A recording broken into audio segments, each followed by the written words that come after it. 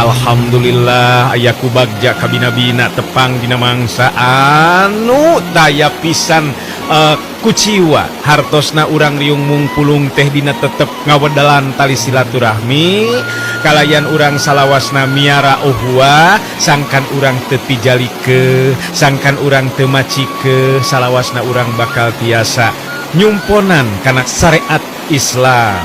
Hakekatna urang kadat numah kawasa Allah azza wa jalla syariat namah urang antara manusia sareng manusia silih hargaan silih ajenan bere maweh biasa nulung mah geus biasana pisan meureun mulung butuh nalang susah teh kapanan eta bagian urang. Nah numawi dina sonten dina enjing dina siang urang salawasna munajat ka zat numah kawasa sangkan urang salawasna aya dina pangjaring pangriksa mantenna. Mangga ayeuna nu kepoh waktosna midangkeun carita nu katunda kamari naraskeun si Rawing Kiwari.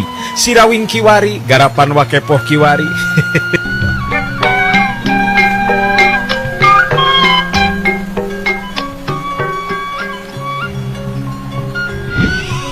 Nyatu dari ijon disaruakeun jeung Ki Jalur Rampang mah jauh tanah ka langit.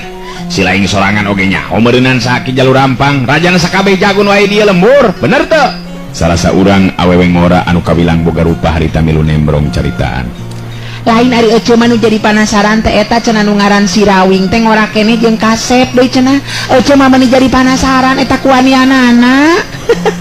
Lain teu ngeunaheun dari randanya inya eta meuni teu kaope ari aya lalaki di tempat sejen teh. Lain cenah ari cek beja mah si Rawing teh salakina Saraswati awewe geulis nu diculik ku Ki Jalur Rampang teh cenah euy. Bener kitu teh.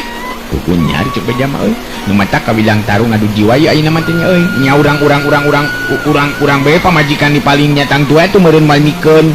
Tuh tinggalikeun tuh euy. Ki Jalur Rampang geus kadiekeun ningan tuh.